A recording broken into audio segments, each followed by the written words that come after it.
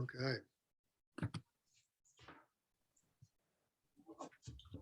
Well, we're just going to start out by introducing ourselves. My name is Bill LaBerge. The company's Grassroots Solar. I think I know pretty much everybody on the call. And like I was just describing, we just want to be able to help builders, architects be able to speak to their customers when it comes to renewable energy. How does solar get integrated into their home? What if they want a battery backup? You know, does it work with a generator, etc.? There are a number of questions that people have. We get calls from realtors, you know, once a week now. Hey, we're about to buy this house. Is it solar ready? You know, is this a good spot for solar? So we just want to talk about some of the aspects that will be important for that solar ready home. And Danielle can introduce herself. And I'm Danielle. I'm Bill's daughter. I am our technical design specialist. So when we get a request from a new customer who is building or who is considering building a new structure and wants solar as part of it, you know, it helps us to be part of the conversation early on. But so we would consult with you on how to integrate that with an existing design or modify design elements along the way. So we're excited about having this conversation. We do apologize in advance if we're telling you some of the basic things that you know, but we wanted to start with a baseline here of how net metering works in Vermont so that everybody understands all the elements that bring it out to the grid. Yep. So to start off, you know, the solar is going to capture sunlight, convert that into electricity. It becomes AC electricity at the inverter, which can either be located on the panel in the form of a microinverter or further down on in a wall-mounted string inverter. From the inverter, it's AC, which is used in the home, and it goes out to the meter. It's used in the panel and throughout the home. And the way that net metering works in Vermont, you have a solar meter and a net meter, and everything you produce is counted for the month and netted off of your monthly usage. So if you produce more than you use, you get a credit. If you use more than you produce, you run down those credits. So that's the long and short of it. And so for building purposes, you know, some of the equipment that you see on the outside here, I mean, this is a sort of a generic drawing, but basically next to their meter will be the solar meter. So we need space for that. We have to have accommodation for that.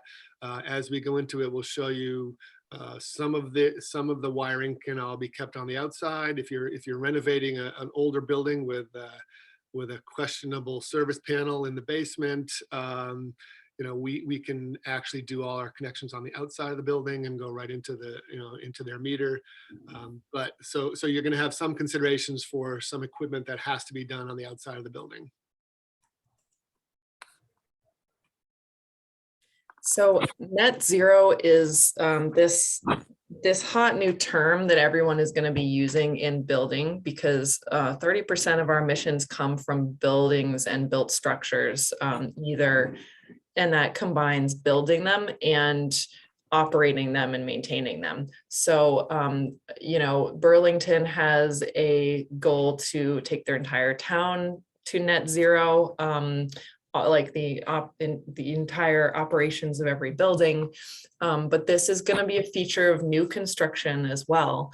So that includes, you know, solar's only one component of a net zero design. So renewable generation is part of like the whole home's operation. And it can help offset other parts of the building and operation that that still have emissions associated with them, but you also want to be looking at, you know, air sealing, energy management, insulation, Energy Star appliances, heat pump, water heaters, you know, efficiency wherever possible, cold climate heat pumps or ground source heat pumps, and, you know, high performance insulating windows and doors. We also want to, you know, include car charging is going to be a huge part of this. And in future, cars are also going to be battery storage. You park it there and you have a huge battery bank to draw on. So these are all components of a home's energy management system, and the solar is an important component, and all of the elements kind of work together to offset and address some of the other carbon intensive parts of building.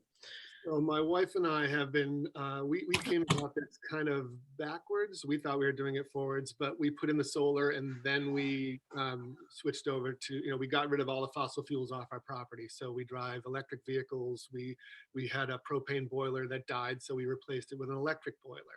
And then we put in heat pumps.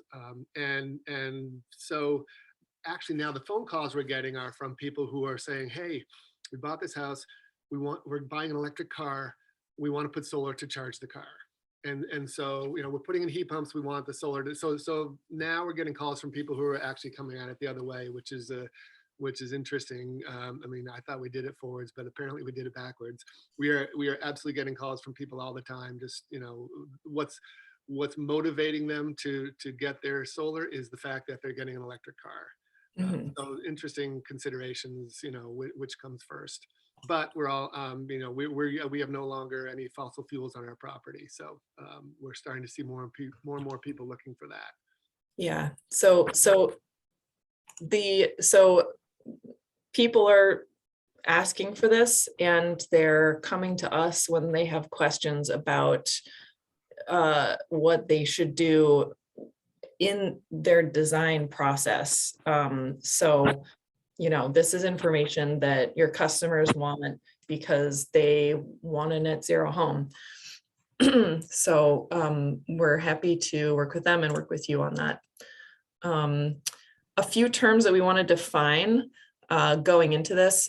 So a grid tied system is the net metering that I described, where you have a relationship with the utility. So your solar feeds into the home and then to a utility meter and then to the power grid.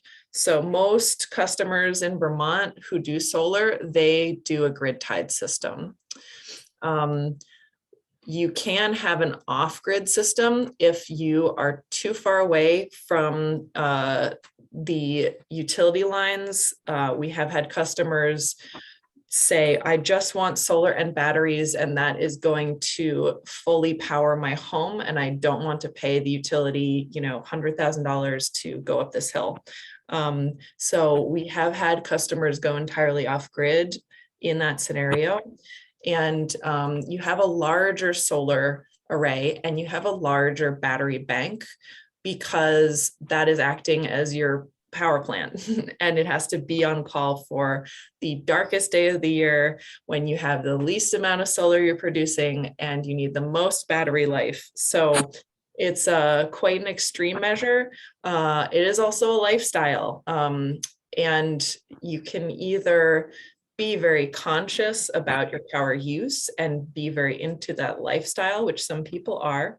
And if they are not, and they just want power on call when they need it, then they are paying for a standing power plant that is going to be on call when they need it. And the difference is the loads. So the difference is they just want to not think about the power, but that means that we will actually have to put in a much more extensive system in order for them to have that comfort degree that they're used to. So, so there are many considerations for an off-grid system that can work for many types of budgets and lifestyles.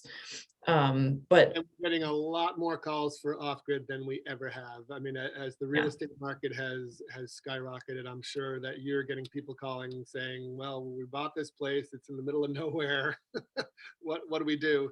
I mean, we actually had somebody who bought an off-grid system and didn't know how to turn it on. And so they called us up and we just consulted over the phone to push the little white button and hey, everything turned on. It seems like, maybe the person who sold it to you would have mentioned how to turn it on, but definitely getting a lot more call for off-grid. So it's been an interesting development.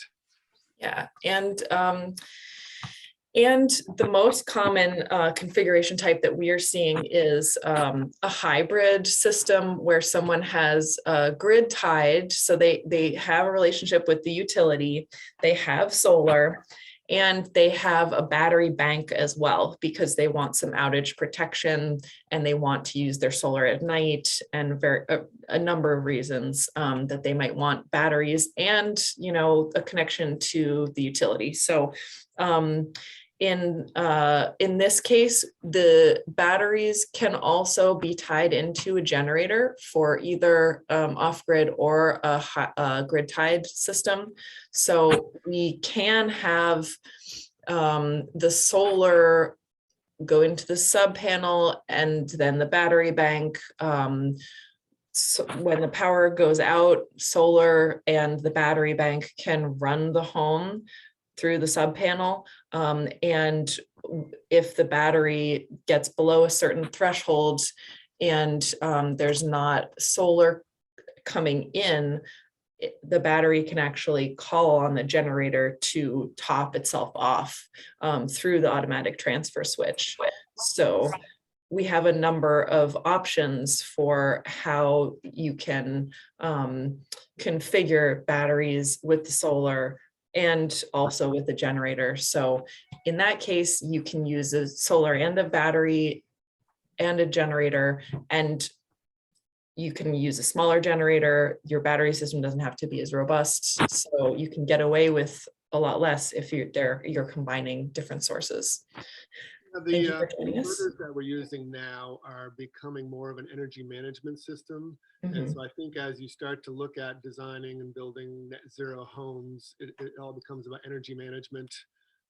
And so the inverters now are getting to be, we've been talking about smart homes for years now.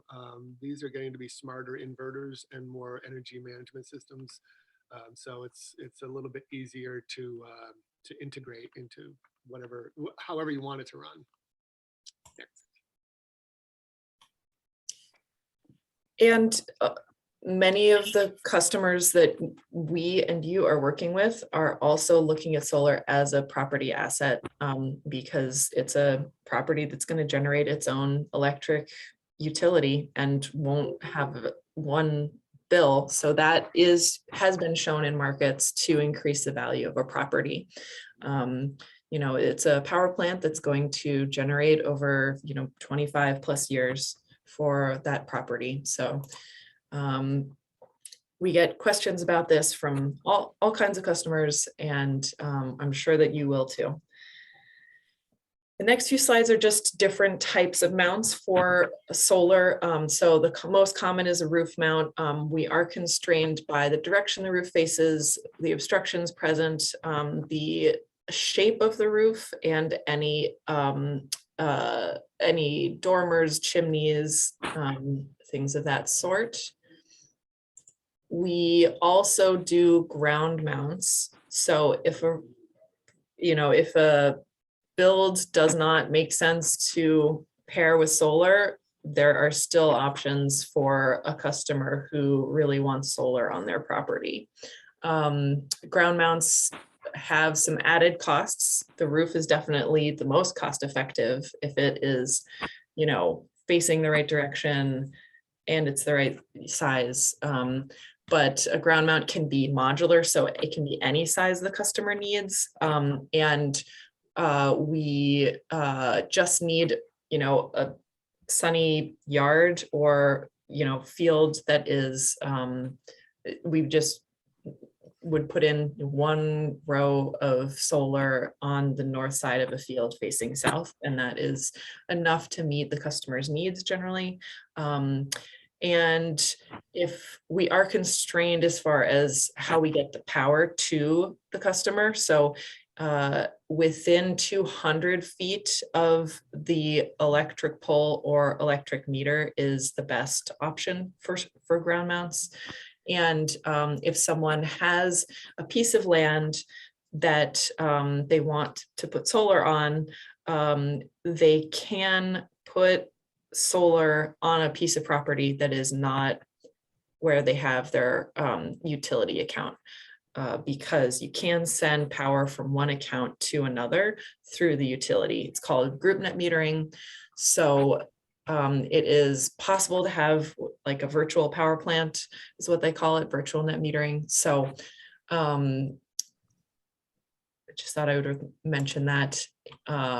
We do also do pole mounts, which are slightly higher off the ground, better clearance for maintenance, and they come with a manual adjust, so they can be seasonally tilted. They always face south, but they can be seasonally tilted at a flatter degree in the summer and a steeper degree in the winter for better performance.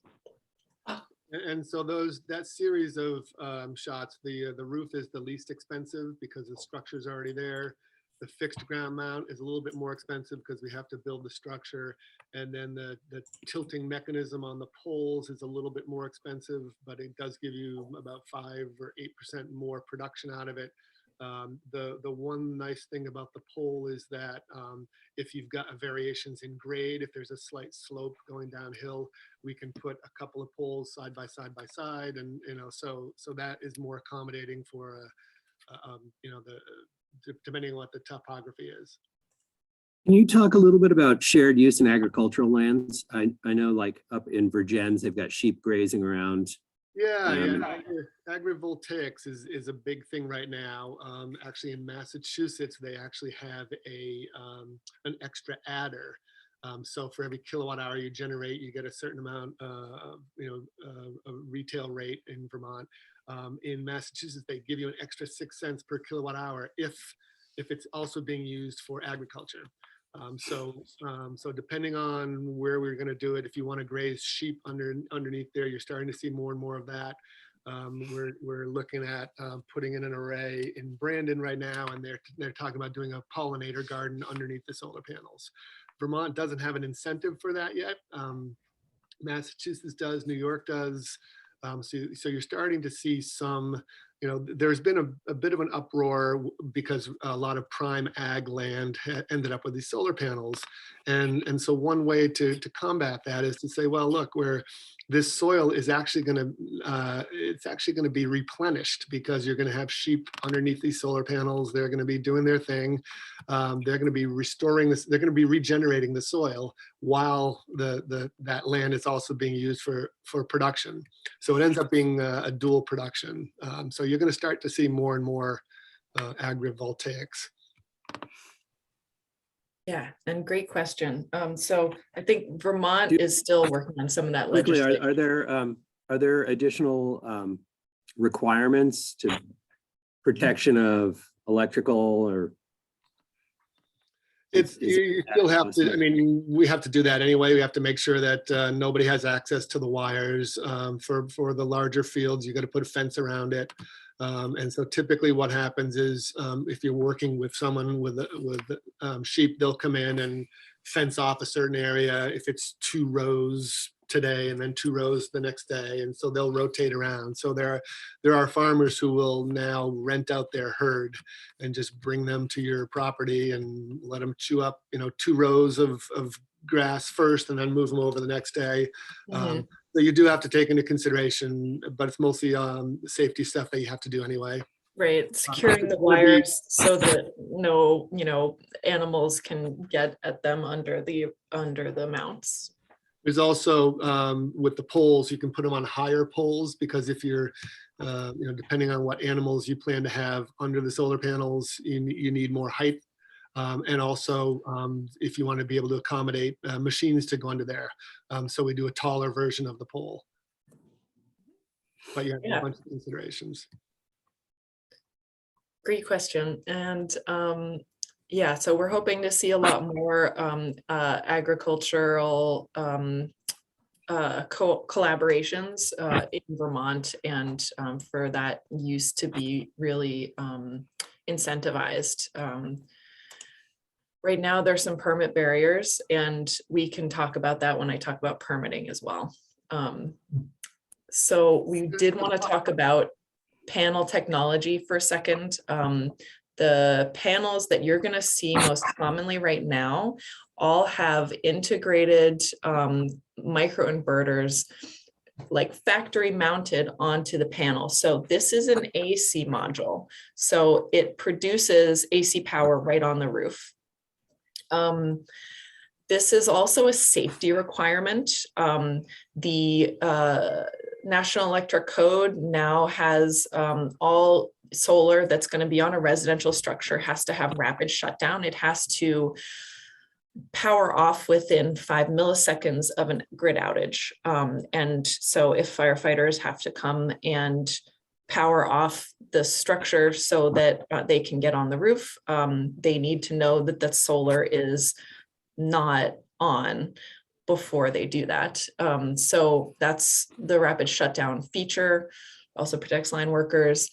It is built right into the modules themselves. And so we're really conscious that, you know, this is a safety consideration. If the firefighters are not clear on the fact that your structure is safe, you get into insurance and, you know, possibly like rejecting, you know, call for help at a structure because they don't want to get zapped. So, and you're also seeing in the code, as you're looking through the code, you'll see mention of module level electronics, and the whole industry is moving towards this. So, and specifically on residential, you know, as she was describing, you have to have the rapid shutdown. When they mention module level electronics, the module is the solar panels are actually solar modules. That's the terminology in the industry. And then you've got the electronics tied with them. And so you'll see in the next slide, one of the other features of the module level electronics is shade mitigation. So this slide, we're gonna talk about the different colors of the solar panels, but I wanted to show you, like if you have a string of solar panels on the top row, if there's a tree on the right side of the house and it's shading, you know, the first 2 solar panels and they're operating at 30%, by having that module level electronics, that microinverter on each solar panel, it allows them to act autonomously. So if those 2 are operating at 30%, the rest of the string can still operate at 100%. You know, if you have a string inverter and the shade comes in and it's got 2 of them at 30%, the whole string is going to be at 30%. So that little microinverter at the module level allows for shade mitigation and then also for rapid shutdown. And you'll see on these rooftops, another part of the fire safety codes is we need to allow access for firefighters. So we have to have setbacks on each of the sides and up on the ridge. And that is, you know, it's not completely enforced in Vermont at all jurisdictions. We typically will call the town if we try and make sure that we do this, because when we talk to firefighters, if they see that the whole roof is covered with solar panels, yeah, maybe we're not going up on that roof. There are circumstances, if it's on the back side of the house and they were going to access it from the other side, they're okay with it. Depending on if it's 2 stories high and they weren't going to be sending firefighters up on ladders anyway, they might let it go. So typically what we'll do is we'll talk with the town, the fire inspectors, and just make sure that they're okay with, you know, if we want to allow for a variance in the setbacks, we will talk to them. Every other state has this as a requirement for building safety, and we would have to get a permit approved by the town's building inspectors for these fire code adherence, basically. So Yeah, it's especially important around chimneys, and it's 3 feet for residential structures, 4 feet from the ridge and gables for commercial structures. And then, so let's talk about inverters. As we start to, on the right-hand side is the microinverter that we were just talking about. There's a couple other options here. The one on the far left is what we're using now for all of our battery installations. And it can do, AC coupling or DC coupling. It can handle a variety of loads. One thing that we really have to keep in mind. So we want to show you how much space some of this equipment will take up, for your clients. But it's also about the loads as well. So as we get to start to talk about some of these systems, that inverter on the left is a 9,000 watt output. So if and when the power goes out and we want to run off of batteries, you're only running 9,000 watts. And people have to understand that and realize the limitations or build the system accordingly so that it'll handle more than that. So that's part of the, when we start to talk about getting into the battery situation, then we're really starting to talk about what the loads. Yes, and I have batteries later in the presentation, but we can take a look at those slides as well. When it comes to actually getting up on the roof, we are making a penetration to the rafter. So it's important for us to know, is there how much decking is there? Is there any blocking between the rafters and the roof? And we're putting a piece of flashing up under 2 courses of shingles. There's a weather tight lug seal and 25-year silicone. Can I just jump in for a second on inverters? Yep. Before you get too far on other things. Can you had mentioned when the grid goes out that the inverter has to shut down within 5 milliseconds or whatever it was. How does that work if it's like a hybrid system where you have batteries and you want your house to continue to run after the power goes out Yes. off the solar panels? Yeah, so by law and for safety reasons, when the grid goes off, the power has to shut off for all the reasons that Danielle was describing, unless you have it connected to a battery. So what happens is that microinverter up on the roof, attached to that solar panel, will only turn on if it gets 240 volt pure sine wave from the grid. So what we do is we wire that into either right into the battery inverter or into the essential loads panel. And so when the grid goes down, the battery turns on everything in the essential loads panel. And so what it does is it says, and you've got your solar plugged into that. So the solar says, oh, we're fine. We got 240 volt pure sine wave here. So it will run. We do have to have on the outside of the building a disconnect switch so that if firefighters or anybody who wants to work on the system come by and they want to work and it's an emergency situation, they can shut it off. So we do have to have emergency shutoffs outside the building, a means of disconnect. But yeah, the battery inverter is going to provide the 240 volts that the solar needs to keep going. And every battery and generator connected system does have that, like an external disconnect that is labeled for the firefighters that they can throw if they need to. So that's a great question. Yeah, so we have the ability to put in a roof penetration that is similar to the flashing I just showed. And so we can connect through the attic with a flexible Romex cable if we don't prefer an outside external conduit. So this is what that roof penetration looks like. Do you want to add anything? Yeah, so really depending on what roof we're working with, asphalt shingles, standing seam, we can put a metal boot up on the roof. Some customers don't want to see conduit coming off of the roof. If it's during construction, it makes it nice and easy because we're using the AC modules. As Danielle described, we can use Romex once we're inside. So it's really helpful if we know, if we get in there as things are being built, because then we can, run everything inside. Once everything's built, a lot of times we're coming off the roof with conduit, so we have to try and figure out, what's aesthetically pleasing, et cetera. So those are a number of the considerations, depending on what the roof is, how much access we have in the attic, et cetera. And then on the outside of the building, so this is, excuse me, on the right-hand side is their main meter, which is now labeled their net meter. So we have to put all these labels on there for the NEC.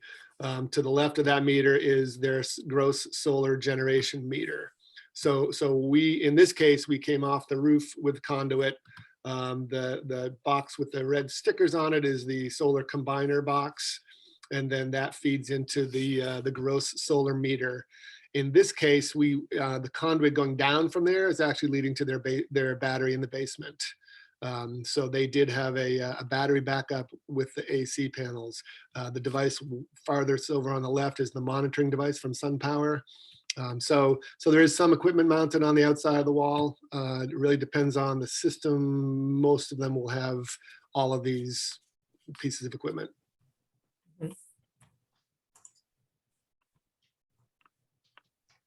And I had described earlier that, if you're working in a house that has a less than desirable service panel in the basement, or it might even be for wiring purposes, there is this device called the Connect DER.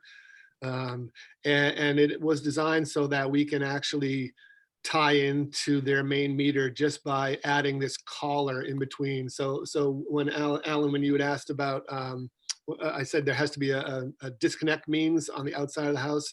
This can act as a disconnect means. So it would be coming down from our load center, and then we're just tying into the meter right here. In the previous photo, I had the solar was going down into the basement, into the battery. In this case, we can just go right over to their main meter.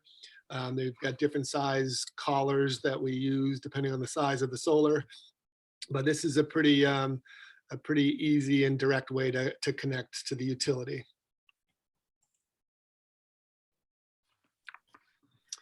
And batteries. So now we can start to talk about what it is that's going to be in the basement. And typically the batteries are going to be in the basement. Most batteries do not want to be frozen. Some of them can handle being frozen, and when they thaw out, they will charge and discharge okay. They cannot charge and discharge while they're frozen. So on the bottom left here, you see some lead acid batteries that have been around forever, and that technology has gotten better. There are now some that don't require maintenance. Typically they've been messy and you have to be maintained. And if you don't maintain them, they might last 2 years. And if you do maintain them, they might last 7 or 10 years. Now, pretty much everything that we're replacing them with is lithium iron phosphate. So the Simplify battery is, those are about the same size as a car battery. So they're pretty versatile. Excuse me, in that we can put them in a crawl space. You can put them in, some spaces that are a little bit more awkward to get to. The one in the center is, that's a Forest E-Vault. It's an 18.5 kilowatt hour battery. It weighs 700 pounds. So we are just, we have somebody who's building getting a Vermont modular home, and we're doing a battery backup for them. We can't put this in the house because the floor, they couldn't reinforce the floor to handle 700 pounds. So there are different design considerations for all of them. On the left, that SunPower has their own battery, it integrates with their solar. One thing I will say about the technology on all these, the chemistry, they're lithium iron phosphate. So right now, you'll notice that we don't have a Tesla Powerwall on the slide here. Everybody in Vermont knows about the Tesla Powerwall because they get emails and letters and everything from their utility trying to sell them on this program. And not a big fan of the Tesla Powerwall. I'm a big fan of Tesla, but their battery has cobalt in it. And if you see those videos of batteries catching on fire, and it's because of the cobalt, there's thermal runaway. If you do a lithium iron phosphate battery, there's no thermal runaway. So if something happens, you damage one of these batteries, you back your car into it, it's not going to catch on fire. So it's one of the reasons why we use it. And now you no longer need to have any ventilation in your battery space. You used to have a vent to, because the batteries were gassing off. That's not a consideration anymore. What we do is we look at each situation individually and determine, those 700-pound batteries have a lot of energy in them. They also are hard to get into a basement. So different considerations for all the battery installations. This was an off-grid house that's in Dorset, and they had this whole wall of really nasty lead acid batteries. You can see this like drip tray underneath it. It was really gnarly. I told them for 2 years their batteries were dying, and then 2 weeks before their daughter's wedding, they died. And they said, "Quick, we need to replace them with those lithium-ion batteries you were talking about." So we replaced that whole rack with. We could have done 1, 2, 3, 4, 5. Yeah, we could have done 6 batteries. They decided to make it 8 to have a little bit more backup. And so now that's running really nicely off of their lithium-ion batteries. So 6 or 8 to replace 24 batteries. So technology's come a long way. And the thing about the lithium-ion batteries is they're meant to be worked. So if you had a lead acid battery previously, you really didn't want to discharge it beyond 80% state of charge. So you can only drain them 20%. If sometimes people would do 50%, but that really starts to do damage to them. With the lithium iron phosphate batteries, there's no damage if you drain them down to 10%. They'll come back. You charge them again, and they're good to go. That's another feature.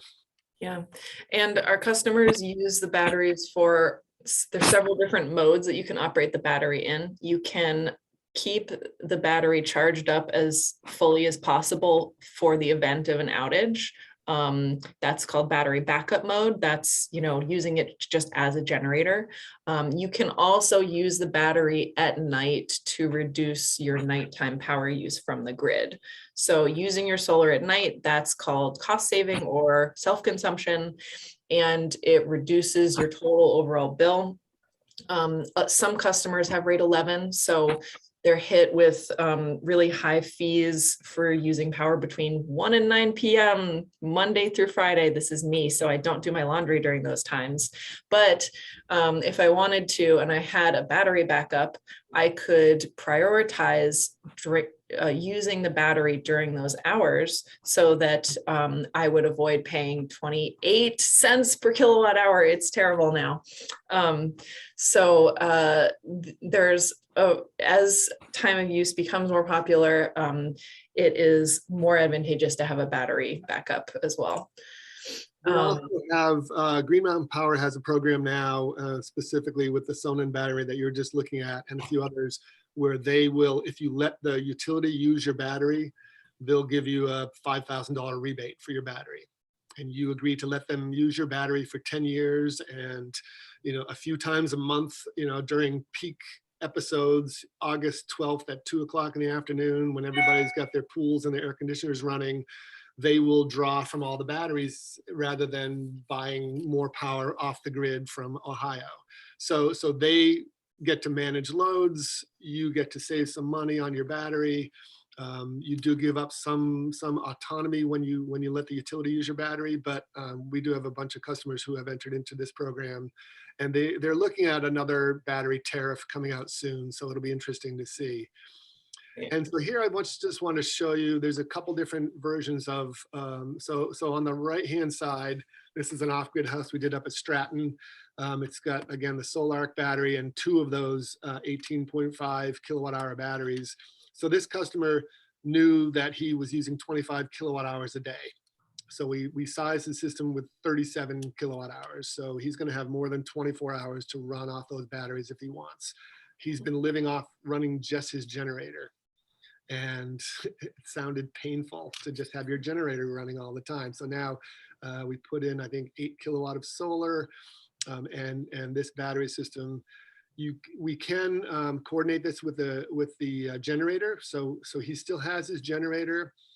The considerations for that are how much are you willing to have some generator time in November, December, and January? And his answer was yes, because really he could have added another battery and gotten a lot more runtime on his batteries, but he doesn't mind, in January when we have, a 3-day blizzard, you don't have solar coming in, so you need to have your generator turn on to charge your batteries to run your house. Yeah. So those are some of the considerations. On the left-hand side, this was actually a grid-tied system. So they are, net metering their solar. They're sending it out to the grid. They didn't need quite as much battery system. Those are each 3.8 kilowatt hour.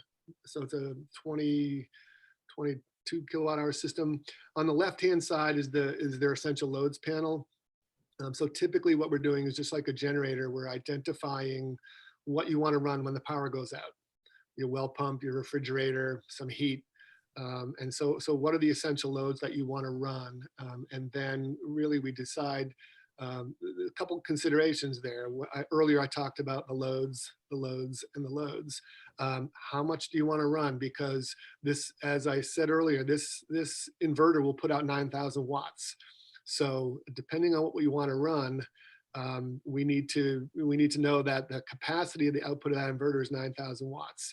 And then whatever you're running, how many hours do you want to run it for? That's going to determine the size of the batteries. One of the nice things about the lithium ion batteries, if they decide that on the left-hand side, they're not getting enough runtime off their batteries, they can add a few more batteries to it.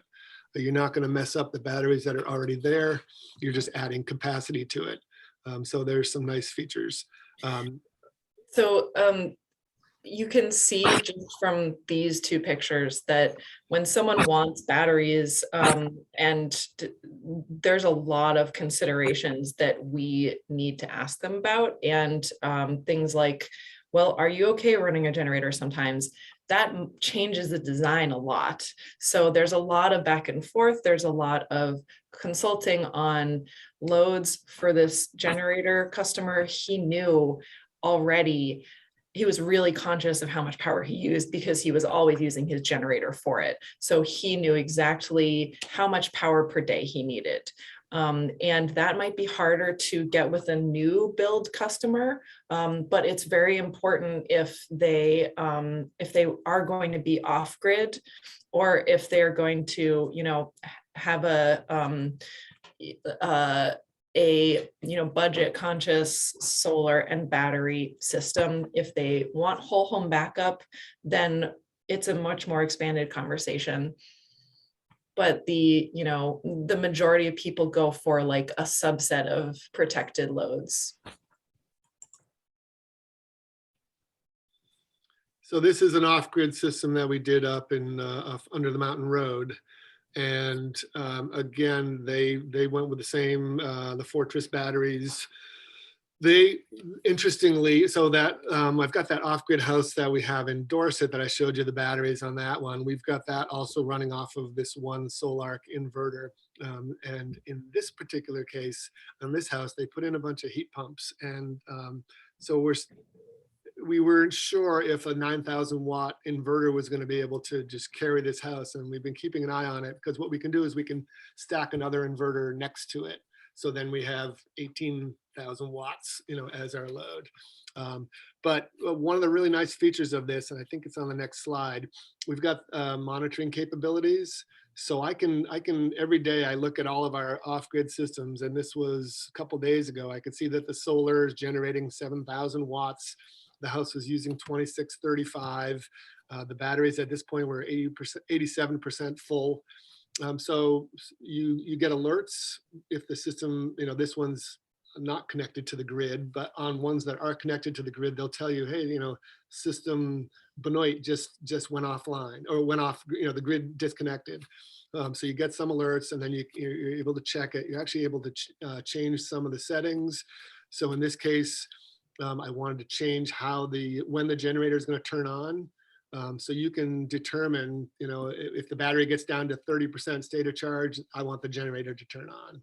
And then, if it's going to be in the morning and it's probably going to get some sun, I don't need the generator to bring it all the way up to 100% because the solar is going to. So I could have the generator come up to 70%. So you get to change some of the parameters, and so that house has been working really well. Bill, I found that there's a real disconnect in our industry between the solar and the HVAC guys and trying to determine like how much battery backup do we need? Do we need a generator? How much critical loads are we going to specify?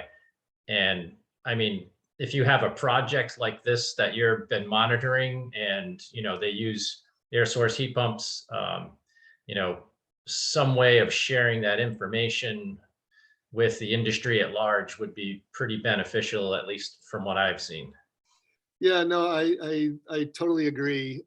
I've got these two parallel houses, the two that I'm just talking about. This one up there has all heat pumps, and monitoring that one. This one in Dorset does not have heat pumps, and so I can see the generator runtime on this house versus that house. I can see how much the inverter's working, how much the batteries are working. So yeah, no, that's a really good idea. Because I monitor these daily. I get, notifications, and there's definitely a difference. And we have found that to be the case because basically we have the discussion with every single one of our customers. Because first we look at what's your kilowatt hour usage and can we put up enough solar for that? But, are you getting an electric car? Well, how many kilowatt hours is that going to be? And then let's talk to your HVAC person. And then the conversation comes to a stop because I don't know how many kilowatt hours that's going to be. And I understand there's a lot of times they don't want to commit because they don't know if you're going to keep your house at 72 degrees in the winter or 62, or in the summer, are you going to be running your air conditioning? So I think it's hard for them to say it's going to be X amount. We come in with it's going to be about X amount. Because with solar in Vermont, there's no benefit to putting up too much solar. You don't get paid for any excess that you have to use your credits. If you generate solar in August, you have to use it by next August. Otherwise, they say, thank you very much for all that you produced, but we're not going to write you a check. So we're trying to size the system correctly. And if we don't have an accurate number on the kilowatt hour usage from the HVAC, that a lot of times leaves a little bit of a hole there in calculating what size system we want to do. Yeah. So I have never gotten from an HVAC person an actual estimate of how many kilowatt hours their system is going to use over the course of a year. The only person who's done that calculation for me, like properly, is Zero Energy Now, which does energy retrofits, and they combine solar contracting with weatherization and heat pumps. And so they're doing the math. It's really hard to do because are you a retiree who keeps your house at 80 degrees and is home all the time? Or, what level of use is it getting? There's many factors for the building envelope, et cetera. So we do have some ballparks that we use for air source heat pumps. For ground source heat pumps, it really depends on how efficient the system is. And I have seen some terrible ones. Someone actually had a $1,200 a month winter electric bill because of their ground source heat pumps were not installed properly or deeply. So this can be a real issue, and solar can't fully address that. So we do the best we can with limited information, and if I know how many heat pumps you're putting in and what size the splits are, I have a ballpark. that's the best we have right now. Yeah, I think if this is a new build and you have some, data about the heat loss and about the way it's being heated and cooled and how often it's being used, if it's a full-time residence or not, just sharing that data as,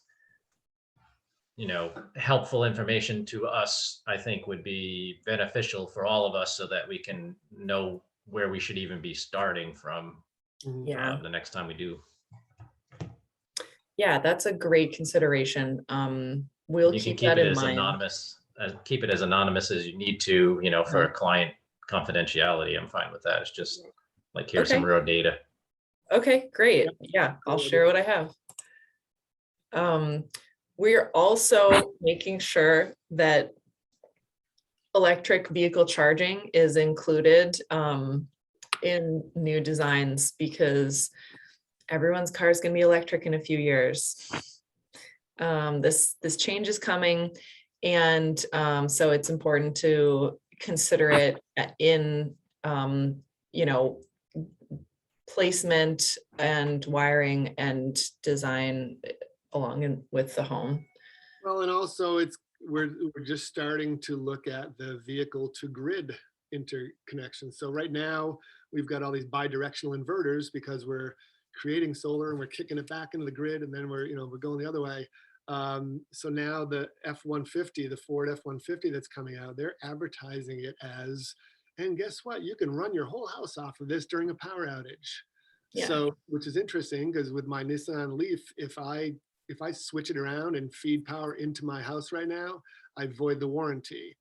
So I haven't got any details yet from Ford how that interaction is going to be with their pickup truck, but I'm curious, and it's the direction that we're going.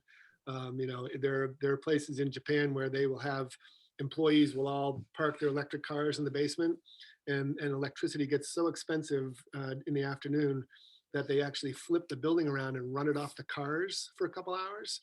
And then, after that time of use rate drops, then they switch back and now we'll charge up so we're getting closer and closer to that, where you don't have to worry about having a battery. You've got your electric car.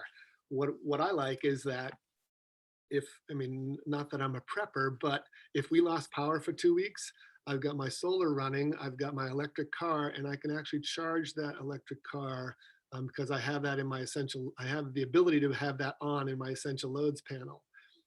Obviously, it would drain my battery pretty quickly, so I would want to do it when there's solar out. But we're heading in this direction where the vehicles are also going to be part of your grid. Yes, and so we just talked about cold climate heat pumps. We're a big fan of the air source variety, and it works great with solar. With batteries, this is a really high electric draw for the heat pump operation. And so having a heat pump run on a battery drains it really quickly. So if that's part of a backup consideration, it's good to have a backup heat source, which is recommended anyway if you have heat pumps, because they're less efficient at very cold temperatures. Like my bill increases. I have 4 heat pumps, and my bill in the winter increases about $150 a month compared to in the summer $20 a month to run the AC. So having a backup is useful for the least efficient operating window when it's super cold, maybe for a few weeks. And then I'm recommending to people that they put their backup furnace on the battery instead of their air source heat pumps, because it is a very high draw and would run them down very quickly. Or if that is their only heat source, they would need more inverters and a larger battery system. And that is what we've done for one of the battery backups that we showed already with the multiple fortress. So when we're looking at whether something is solar ready, we're looking for a large, flat, south-facing roof that doesn't have obstructions or shade. It's a metal or shingle roof, and it's dead on facing south or southwest at the best. Having said that, we can certainly work with east and west facing rooftops. The microinverters allow you to be able to do that. So you just won't get the same yield as a south facing roof. Yeah, you won't get the same yield. So that is a big consideration. Some people might find it worth it, but if you have the ability to face a big roof surface south, early on in your design, I strongly urge you to do that because it will really benefit their solar yield. And just, this is a picture of everything that we don't want on the south face of that roof. So to start in order, dormers are the bane of our existence. Chimneys, we actually have to leave, a 3-foot setback around every chimney. Because they so often, if there's a chimney fire, they need ventilation and, access to cut those shafts. So that's incredibly important. Valleys, we do stay away from because we don't want solar to trap the snow and cause ice jams. So we stay away from every valley that's on a roof. And if there's a skylight, that is basically a hole in the roof that our installers could fall through. And it also could be a solar panel that, now we have to work around. So we dislike skylights intensely. North side of the roof, please. Similarly with vent pipes and, all of these ventilation, this can all be on the northeast or west sides. If it's on the south side, we'll do our best to work around it. And this picture at the bottom on the right side is a new build that we coordinated the build all the way through. And then at the very end, the plumber came in and put in this vent pipe in the middle of this south facing roof because he had not been clued in. And I'm sure this was really convenient. And a little bit of forethought would mean that we could put in one more panel here. But we will work around it. The design process is flexible for a reason, but this could have been avoided with a little more communication. So yeah. And the other main aspect is we're trying to avoid shade. So some locations are going to be in a valley between two mountains and it's gorgeous and there's forests, and that's not a good place for solar. If there is one tree that is in the way, that could be removed if someone's not attached to it. And then it would be a very suitable site for solar. So I'm showing here, this is the Solar Pathfinder. This is the tool that we use. So it's a bit analog, but it's very handy. And it shows us the sun path for every hour of the year. So early in the morning to late at night, and then for every month. And when we look at it from overhead, we can see the shadow cast by a certain obstruction, whether it's a tree, whether it's another structure or a ridgeline, and we can determine, is this a suitable location for solar, and what percentage of your day is impacted, what percentage of your yield will be impacted by that obstruction. So in this case, my advice is really clear, and the customer is not attached to this tree, so it can come down, and that will make this a really excellent place for solar. It's not often this easy, but you can reduce shading from other buildings very easily. And that's one thing that we can't move buildings once they're there. So when we are, you want to explain this? Yeah, just, we are happy to work with builders, contractors. A lot of people handle things differently. So whether all the money for a project goes through one source and we go that way, I mean, we're happy to work with, as a subcontractor or however it works. We can do just consulting ahead of time. The tax credit is the trickiest part. So whoever buys the solar is the one that's getting the tax credit. So if it goes through a builder's account, then they're going to have to pass that on to the homeowner. So we just want to make sure, because we're pretty clear when we coordinate with our customers, here's what the cost was. Here's the, so here's the cost of the installation, but here's also the cost of how much it costs to take that tree down. Plus Green Mountain Power adds $110 for their meter. That also gets included when you're doing your tax credit. So we're pretty good at articulating to the customer what should be, when they go to file their tax credit, what they should be including.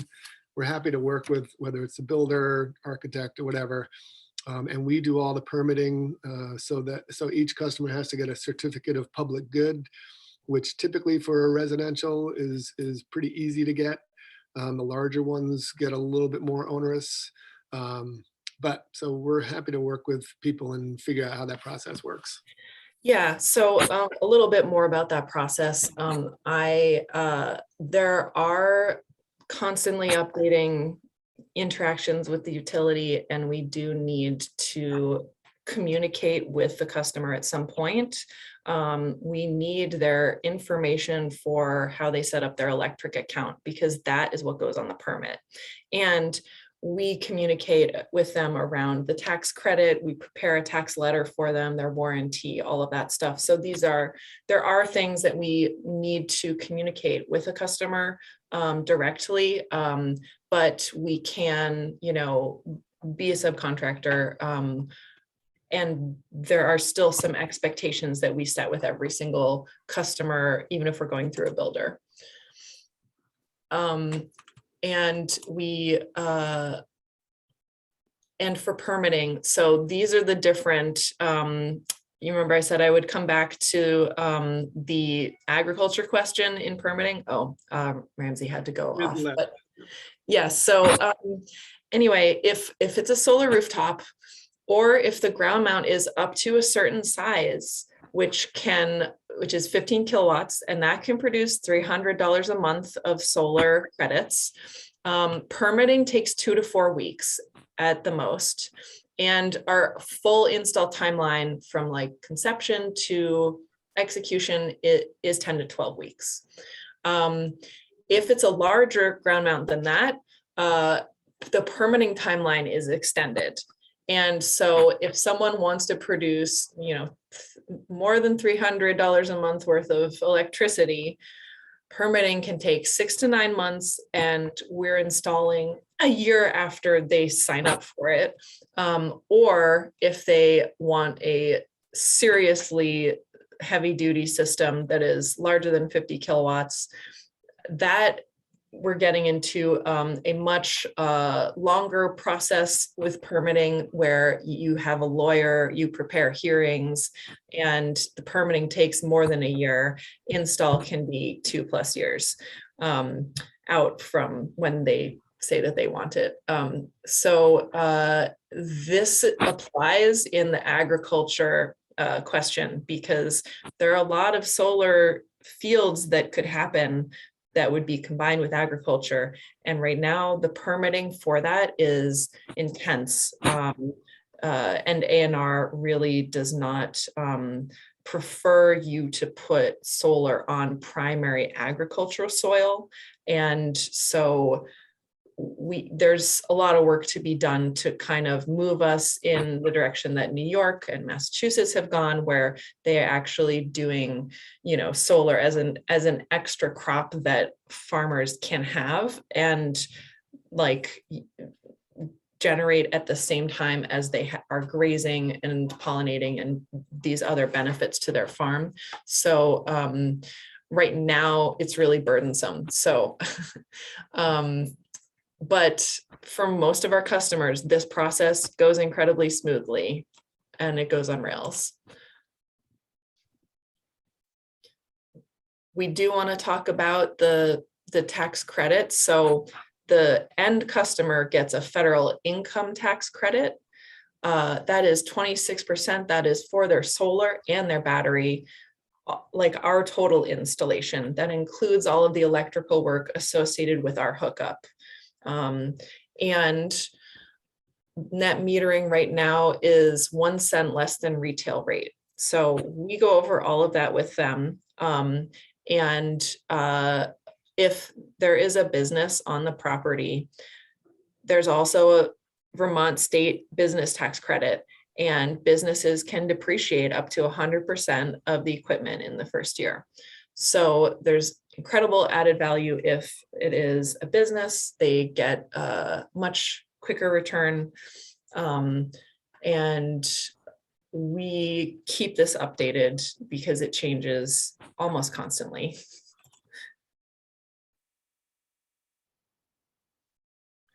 And this is just a couple of examples of systems. So this particular customer wanted, black panels on the roof because it was an old historic barn. He didn't want them to stick out too much.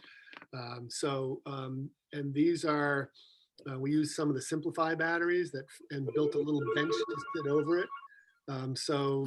He's got enough battery backup to back up his house, but it doesn't look like a big honking battery bank. He's done real well with this system. And that will back up his house for 3 days worth of backup, which is necessary in some of the mountainous areas around here where you're at the end of a line and sometimes you lose power for 3 days. We have a lot of customers in Londonderry who want batteries. We do. And Sandgate. And this is a install on a historic barn up in Rupert. And, we wanted to show that really for an existing structure, there is a way to harmoniously blend the solar with the other elements. Everyone has a roof, and putting solar on it can be included in like the local vernacular. The function is matching the form here.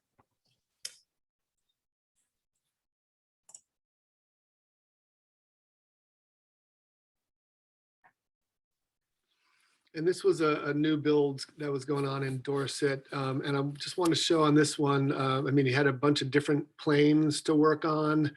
He didn't want to see any conduit or anything, so we did boots on the roof to bring all the wiring inside. And then he gets different production. There's a couple of south-facing rooftops, and then one's a little bit more westerly. But this gets his compound to net zero.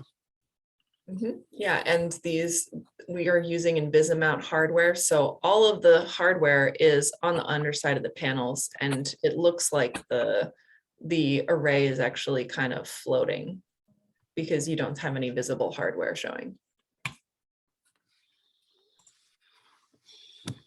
All right. And I think that's it. It's the end of our presentation. Does anyone have more questions? Have you And done Bill. anything with the shingles that look like shingles in their panels in themselves? Yeah, the solar shingle, Elon Musk is trying to work on something that everyone's been trying to work on for 20 years. One of the things about solar is it works really well when it's cool and sunny, which seems kind of counterintuitive, but when we put rails up on the roof, the solar panels end up being about 4 inches above the roof. And so air circulates underneath them and cools them down and allows them to operate more efficiently. well, you can see where the solar shingles are part of the roof, where that's going to be, problematic because they're going to heat up more. And the other thing is, if I put up 20 solar panels up on a roof, there are 19 electrical connections up on that roof. I can monitor and I can see exactly if one of those microinverters stops working. I can go up and take panel number 13 down, put on a new microinverter and put it back. Imagine the shingle roof with 600 solar shingles on it. Can I tell which one of those is no longer working and how am I going to replace that? So there's a lot of they're expensive and inefficient. That doesn't mean that they won't work going forward. It's just it hasn't quite gotten them. I actually did a project down in Brattleboro where they had solar, some of the first GAF solar shingles, and 2 years later they're hiring us to go back and they took them all down, put up standing seam roof, and we're putting solar panels on it. So it's a technology that's not quite there. Maybe it will get there. It's just, it always, when you look at the cost of just putting up solar panels on a roof, or putting up a new roof with solar shingles, or putting up a new roof with shingles and then solar, and the price is not even close. The solar shingles are so expensive. Yeah, and because you have to buy other glass panels to match the solar panels for the rest of the roof. Like the whole thing is not solar, but it's yeah, it is a design choice. The function of the materials isn't going to have the same. We actually have ventilation under our array. So you see there's a gap between the panels and the roof. That's by design. That is to ventilate and cool the panels on a hot day. The heat on the roof actually throttles electric production, because the wires, when they're hot and resistant, they don't transfer as much power. So bright, cool day is the best day for solar. But when it's hot out, we need ventilation in order to keep power flowing. So just because of that, because the solar shingle is built into that roof envelope, without ventilation, you lose like 7% efficiency right there. So a solar shingle roof is about 13% efficient, and these panels are 22% efficient. So it is a big difference. Thanks. Yeah. Alan? And is there any electrical line limitations? Like if you're the last house on a back road in Sandgate, will you always have enough power to have all the solar panels and all the battery backup that you ever wanted? Or is there some limitations as to how much power is actually coming by the lines to your house? You're always going to have 240 volt, line 1, line 2 come into your house. They have been, Green Mountain Power has been identifying certain circuits that are constrained. And so there are actually some places, I think in Wells even, that we can't put any solar right now, because they're saying that their grid needs to be modernized. All this bi-directional energy, it's too much for their transformers. They have to upgrade the transformers. Every single one of our jobs now, you pay $110 fee for the meter that they put in, but you also pay a grid modernization fee. And so everybody has to pay $37 per kilowatt of solar installed. And so they're putting their grid modernization on all the solar people, which is unfortunate. But so theoretically, once you get your certificate of public good, that's the utility has already looked at the circuit and said, yeah, we're fine sticking it way at the end in Sandgate. You're going to be okay. They can charge you for upgrades to your transformer if the solar is going to be, so for this project that I was just showing, for this project, they paid a transformer fee to have the old transformer taken down at the pole and have a new one put up. So they pay the difference between the old equipment that's removed, that's used somewhere else, and the new equipment that goes in. And that, so that can happen as well, but basically that is done in permitting. We find out what those fees are, and the utility communicates with you through the state during the permitting process. Excellent, thank you. Yeah.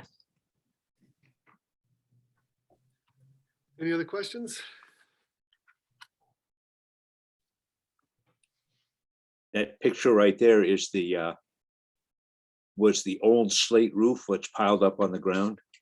Yes, they yeah, took they all the ended up- slate off. They took all the slate off and put on standing seam roof. This is up up near Merck Forest, all the Beekner properties. Yep. We did about 8 rooftops. They took the slate off of every single rooftop and put up standing seam. That's kind of the same.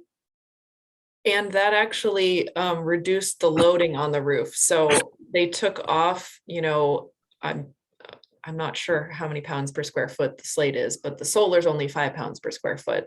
And the standing seam doesn't add that much. So it reduced the loading on these old structures as well. And they have some slate if you're looking for some. Okay.